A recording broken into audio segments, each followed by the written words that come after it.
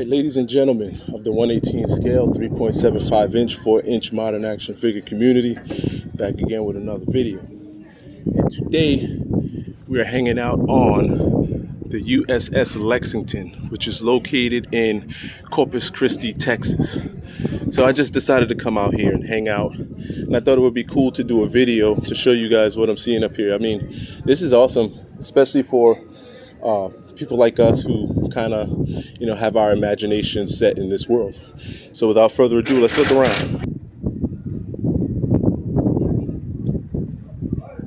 So off in the backdrop there, you got Corpus Christi. And we are currently walking the deck, the flight deck of the USS Lexington. So behind me, you're going to be able to see the whole function that they have going on here. I mean, I haven't been on an aircraft carrier in a very long time, so I guess little history on this thing. Apparently it's known as the Blue Ghost, and the reason being is because this ship was hit numerous times in World War II by Japanese kamikaze aircrafts, and they believe that it was sunk, and they kept sending messages that this USS Lexington was sunk. However, it kept showing up in battle, so they nicknamed it the Blue Ghost. And I guess what ended up happening was, again, they sent messages that it was sunk, and again it was not sunk. So they began calling it the Blue Ghost, and apparently the Navy members who were commissioned to this ship liked that, and they went with it. So now this is nicknamed the Blue Ghost. Just a little history if you were wondering. So this is pretty much what the deck looks like. I'm all the way forward, and in ship terms, deck forward, and all the way to the rear would be aft. Alright, so our first aircraft that we're going to come up to is none other than the F-14 Tomcat. And this is a very sophisticated aircraft. They started using these in the Navy of, I believe, September 1974. And then currently, or consequently, decommissioning them in the year of 2006. So apparently I was reading this placard here, and you can target up to 24 different targets and hit upwards of 6 from 100 miles away. That is crazy. It's a very sophisticated targeting system, and I believe this is what they used in Top Gun. So let's go to this placard. This is what I was reading, where I got that information from. And if you want to have a little more clarity on what I was reading, and you can pause this. Let me see if I can get it up close for you. You can pause this and read this. Okay, yeah. Top Gun was founded in 1960. Awesome. Hopefully you guys can read that. Here we go. This is just a little more. There you have it.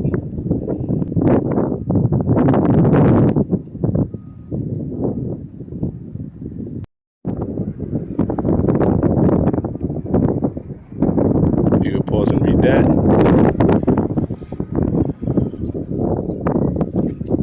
I had to zoom out a little because I wasn't catching everything, but here you go.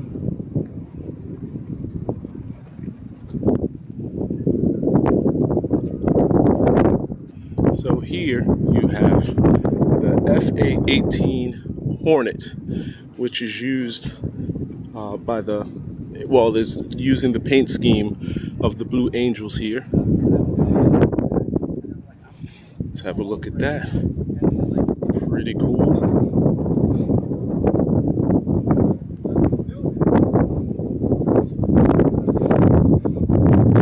Do a little walk around of this real quick.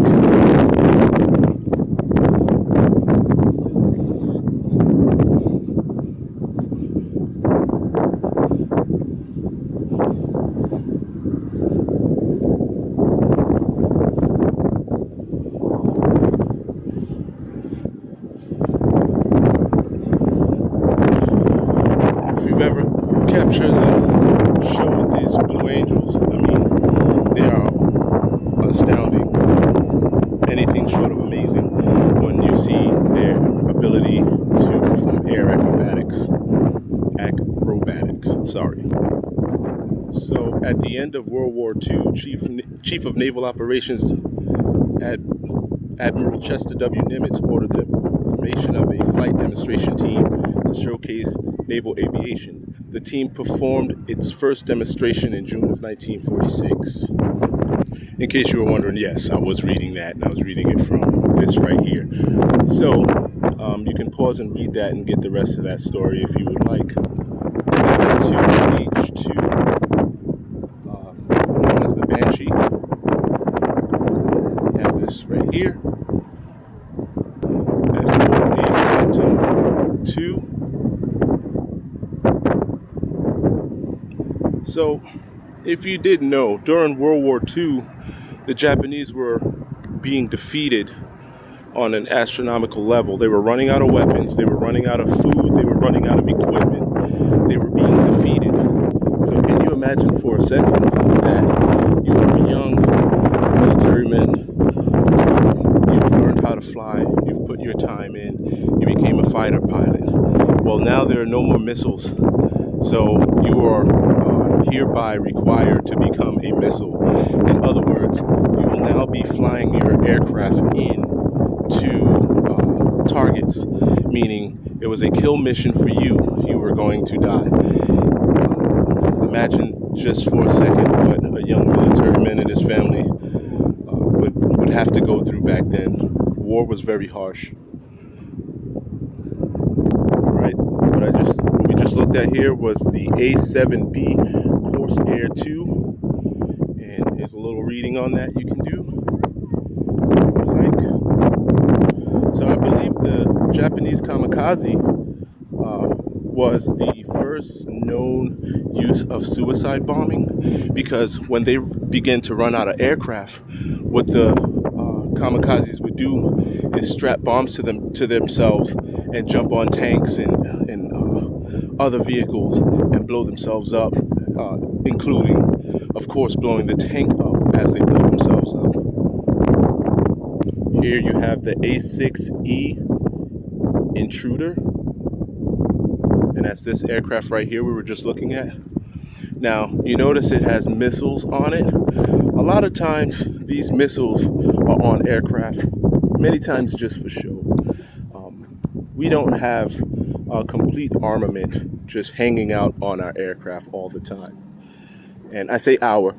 Keep in mind, I'm not a member of the military. I just mean our as in our country and our military. There's that. Next, you have this aircraft here, which is the T-2C Buckeye. It's kind of small. It's a very small aircraft. Very nice, though. I like it. I wonder if this particular one would open up its bottom hatch and drop out. What do you call those? Charges or bombs? Whatever. But ultimately, I like this. This is pretty cool.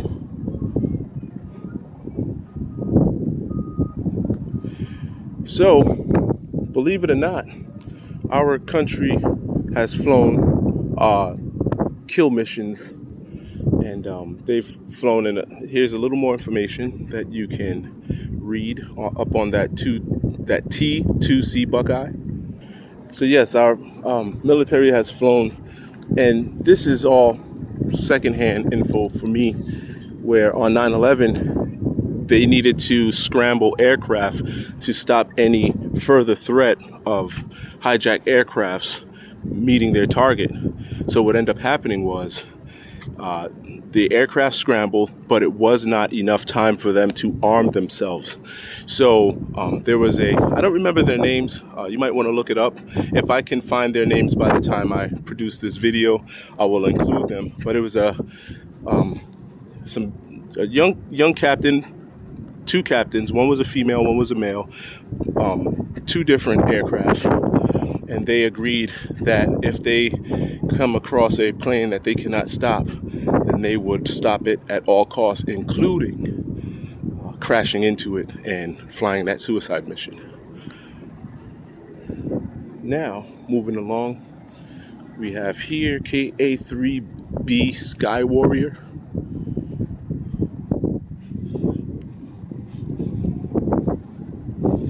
Awesome. And if you're ever wondering these things that come off of the aircraft is usually for mid-flight or in-flight fueling. They will pull up to a giant aircraft and they would send a boom out to make contact with that. It would connect and then they can begin fueling.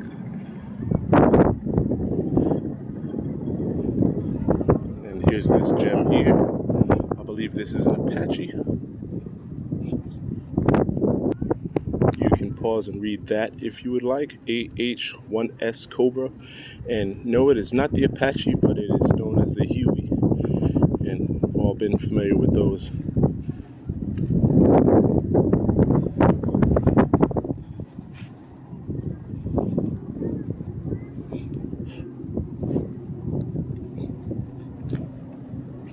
This is known as the tank killing machine. This is awesome.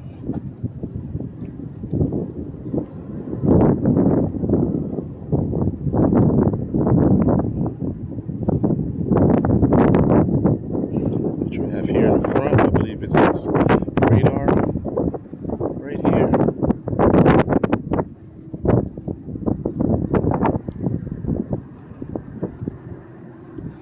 Got your two pilots up ahead.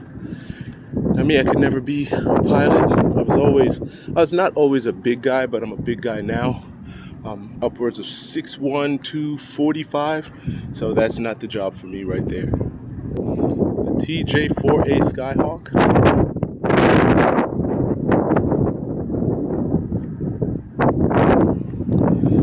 So that's going to be the bridge ahead. You got some cannons here. And if you look up on the deck there, you have a picture of the Japanese flag. I don't know what the history is, why it would be there, but I know this. They had some pretty serious battles between the Japanese and the Americans. Can you imagine for a second, I know we talked about the kamikaze, but can you imagine for a second being assigned to this ship? You're out in the middle of nowhere, out at sea, and they're crashing planes into your ship. That's just an ode to what our American soldiers, our military men all over the world has to go through. That is your current position inside. So the cannons that I just showed you were manned.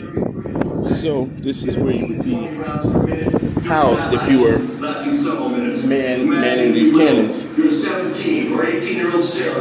Can you imagine being assigned this position and they're shooting at you and crashing planes into the deck, and you're in this little pretty much tin can as a sitting duck?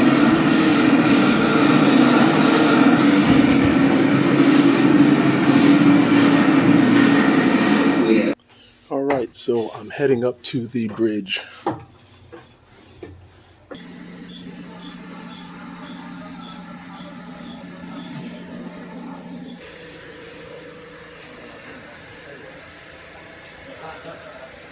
This is where your captain piloting the ship would be. Great Lakes, Ohio, Trent. Can you imagine for a second that you have Keel Hall up here commanding this ship?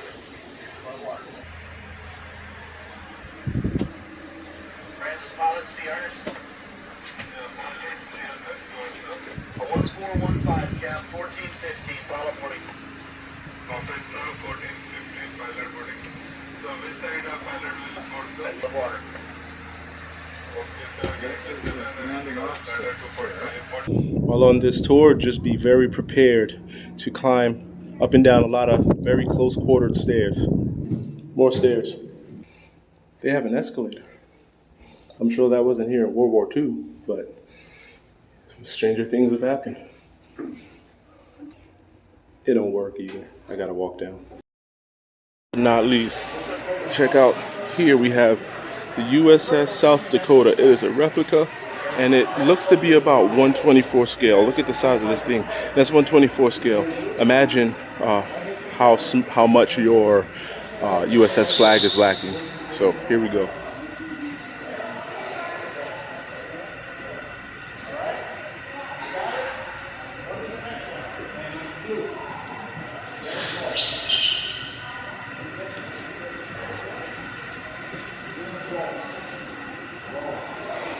So you might want to think that, and here's some gentlemen standing next to it just for size comparison. So I'm sure your wives are going to be very, well, for the lack of better words, they're going to be not happy when you bring this home. So just for size comparison, that thing is about 30 feet long. So that's what you're looking at, and that's 124 scale.